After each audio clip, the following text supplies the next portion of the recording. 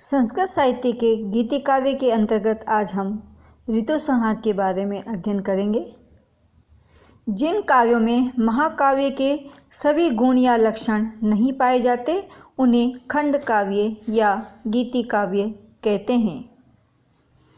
मानव जीवन के किसी एक ही पक्ष का उद्घाटन अथवा अंतरात्मा के किसी एक ही पटल का चित्रण गीति काव्य का प्रमुख प्रतिपाद्य होता है। जहाँ महाकाव्य में मानव जीवन की समग्रता का प्रसार है, वहाँ गीति काव्य में जीवन की एक देशीयता की तन्मयता है। गीति काव्यों का आकार प्रकार महाकाव्यों से छोटा होता है। प्रधानतया उनमें एक ही विषय वर्णित रहता है, श्रृंगारिक, धार्मिक अथवा नैतिक। गीति काव्यों में लालित्य एवं माधुर्य का विशेष स्फुट दिखाई पड़ता है। ऋग्वेद में उषा के प्रति की गई स्तुतियों में गीति काव्य की सर्वप्रथम झलक दिखाई पड़ती है। सुभाषित ग्रंथों में पाणिनि के नाम से भी कुछ गीति काव्य गीति पद्य उपलब्ध होते हैं। गीति पद्यों का नाटकों में भी प्रयोग होता है। स्वतंत्र गीति काव्यों में प्राय मुक्तक पद्यों का प्रयोग किया जाता है। मुक्तक काव्य की विशेषता यह है कि उसमें एक ही पद्य में रस की पूर्ण अभिव्यक्ति अथवा किसी विषय का सांगोपांग चित्रण होता है। प्रत्येक गद्य अपने में स्वतंत्र होता है। उसे समझने में पूर्वापर प्रसंग की अपेक्षा नहीं होती। पूर्वापर निरपेक्षणापि ही येन रसचवण्णा क्रियते तदेव मुक्तम, जैसा कि ध्वन्यालोक में कहा गया है। संस्कृत गीति काव्य की प्राचीनतम उपलब्ध रचनाएं महाकवि कालिदास की हैं, ऋतु संहार और मेघदूत। ऋतु संहार को बहुत समय तक कुछ विद्वान कालिदास की रचना नहीं मानते थे, क्योंकि अन्य ग्रंथों के समान इसकी भाव भाषा शैली उतनी परिष्कृत नहीं है। प्रकृति निरीक्षण की भी उतनी सूक्ष्मता नहीं है। रचना कौशल की न्यूनता स्पष्ट दिखाई पड़ती है। स्थान स्थान पर शब्द और अर्थ की पुनरावृत्ति दिख पड़ती है। रघुवंश, कुमार संभव और मेघदूत के टीकाकार मल्लिनाथ ने ऋतु संहार पर कोई टीका नहीं लिखी है। उनके अनुसार उक्त 3 काव्य ही कालिदास की कृतियाँ हैं। अलंकार ग्रंथों में भी ऋतु संहार में कोई उद्धरण नहीं दिए गए हैं। ऋतु संहार में चित्रित श्रृंगार का नैतिक स्तर कालिदास के प्रेम के आदर्श से घटकर है। ये तीनों उपयुक्त तर्क आधुनिक आलोचकों को मान्य नहीं है। ऋतु संहार कालिदास की प्रथम साहित्यिक रचना है, अतः यदि उसकी भाषा और भाव में पर्याप्त परिष्कार न दिखाई पड़े तो इसमें आश्चर्य ही क्या। संभव है उसकी सरलता के ही कारण मल्लिनाथ ने उस पर टीका लिखना आवश्यक न समझा हो। कवि की अन्य प्रौढ़ एवं परिष्कृत रचनाओं के मौजूद रहते अलंकार शास्त्र के आचार्य उसके बाल प्रयास से उदाहरण क्यों लेते। इसके अतिरिक्त ऋतु संहार कवि के यौवनोल्लास का प्रथम उद्गार है। उसमें श्रृंगार की रंगस्थली में प्रकृति का उद्दाम विलास चित्रित है, किसी उच्च नैतिक दृष्टिकोण का प्रतिपादन नहीं। ऋतु संहार की प्राचीनता में कोई संदेह नहीं। वत्स भट्टी के शिलालेख 472 ईस्वी में उसके अनुकरण की छाप स्पष्ट दिखाई पड़ती है। इन तथ्यों के आधार पर आधुनिक विद्वान ऋतु संहार को कालिदास की ही रचना स्वीकार करते हैं। ऋतु संहार में 6 सर्ग और 144 पद्य हैं।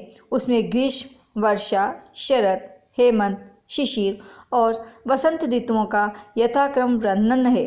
महाकाव्यों तथा नाटकों में भी यथास्थान ऋतुओं का वर्णन आया है, पर संस्कृत काव्य साहित्य में एकमात्र ऋतु वर्णन पर ग्रंथ ऋतु संहार ही है। एक के बाद दूसरी ऋतु के आगमन से जहाँ प्रकृति के बाह्य रूप में नवीनता या विचित्रता आती है, वहाँ युवक युवतियों में भी विविध प्रणय क्रीड़ाओं तथा श्रृंगारिक चेष्टाओं का उदय होता है। ऋतु संहार में प्रकृति के बाह्य सौंदर्य और मानवीय प्रणय का एकांत प्रयोग है। प्रत्येक ऋतु अपनी विशेषताओं से प्रेमियों के हृदय को नाना प्रकार से आंदोलित करती है। ग्रीष्म ऋतु सूर्य के प्रचंड आतप और चंद्रमा की स्मरणीय ज्योतिषना के साथ आती है। युवतियाँ उज्ज्वल रत्नों और दीप्त कोशे वस्त्रों से विभूषित हो ऋतु की शोभा में अभिवृद्धि करती है। उनके मुख की सौंदर्य सुषमा के सामने चंद्रमा की मलानता और भी मंद प्रतीत होती है। प्रकृति के सभी प्राणी भीषण उष्णता से व्याकुल हो जाते हैं। शीतल रात्रियां, सुरभित पुष्पमालाएं, मादक मध्य, प्रेमोद्दीपक संगीत, ये सभी ऋतु की प्रचंडता को शांत करने के साधन है। कमनीय कांताओं के साथ प्रासाद पृष्ठ पर संगीत का आनंद लेते हुए युवकों की विरल रात्रियां व्यतीत हो जाती है। व्रजतु तौ निधागः कामिनी भी समेतो निशि सुललित गीते हमर्य पृष्ठे सुखेन। अब वर्षा ऋतु का शुभागमन होता है। शस्य श्यामला वसुंधरा तरुणी की भांति प्रतीत होती है। नदियाँ यौवनमत चंचल नारियों की भांति बड़े वेग से समुद्र की ओर चली जा रही हैं। विद्युत अंधेरी रात ने प्रिय समागम के लिए आतुर अभिसारिकाओं के पथ को आलोकित करती है। मेघों के गंभीर गर्जन से भयभीत कोमलांगी अपने प्रियतम के अपराधों को बिना मानोपमान के ही क्षमा कर देती है। ऋतु प्रणिनी की भांति पुष्पों से अपना श्रृंगार करती है। युवक युवतियाँ उत्कंठित हो उठती हैं। नवविवाहिता वधू की भांति रमणीय शरद ऋतु का भी आगमन होता है। पुष्पित काश कुसुम ही उसका वस्त्र है। विकसित कमल समूह और उसका मनोहर मुख है। उन्मत्त कलहंसों की ध्वनि उसके नुपुरों की झंकार है। पके धान के खेतों के समान उसके अंगों का पीत गौरवर्ण है। शरद ऋतु के इस अनिंद्य सौंदर्य के सामने रमणीय सौंदर्य फीका पड़ जाता है। हंस अंगनाओं की चाल को, खिले कमल उनके मुख चंद्र की कांति को, नीले कमल उनके नेत्र सुषमा को तथा लोल लहरियाँ उनके भ्रू विभ्रमों को मात कर देती है। निशा सुंदरी मेघ रूपी अवगुंठन को हटाकर अपने मुख चंद्र की शोभा सर्वत्र बिखेर रही है। शीतल मंद्र वायु मंजरियों के साथ ही युवक हृदयों को दोलायमान कर रही हैं। हेमंत ऋतु में लोक वृक्ष पल्लवित हो जाते हैं। कमल के दर्शन दुर्लभ हो जाते हैं। तुषार पात्र सर्वत्र होने लगता है। स्त्रियां कोशे वस्त्रों का त्याग कर देती है। प्रियंगुलता विरहिणी विलासिनी की भांति पीली पड़ जाती है। प्रेमीजन प्रगाढ़ आलिंगन में बद्ध होकर शयन करने लगते हैं।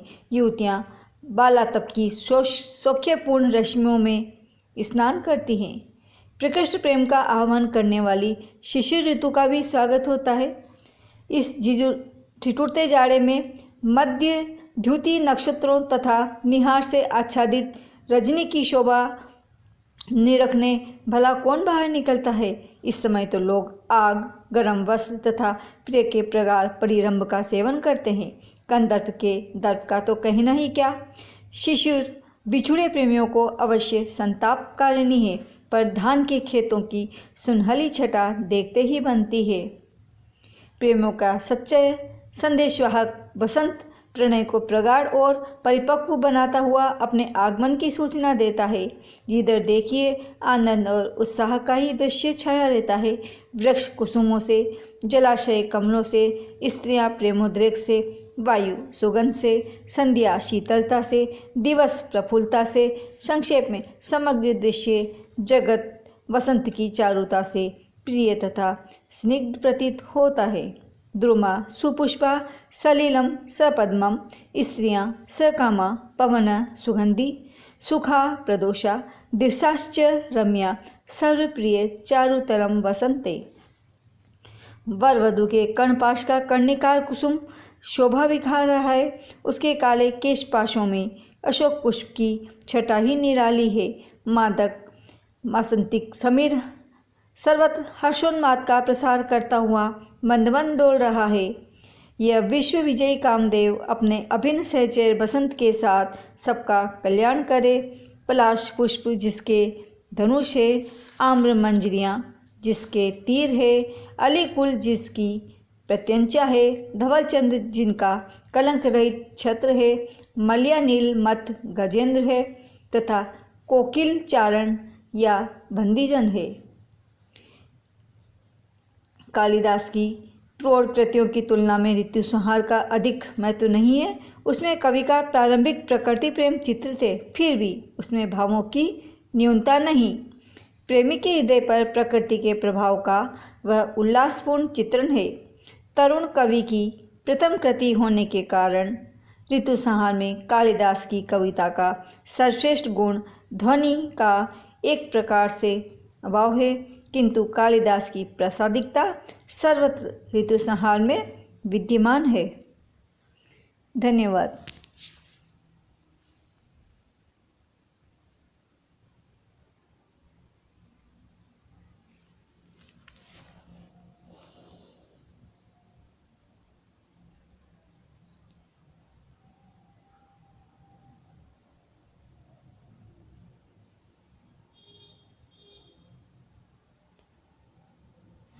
भारतीय संस्कृति के तत्व के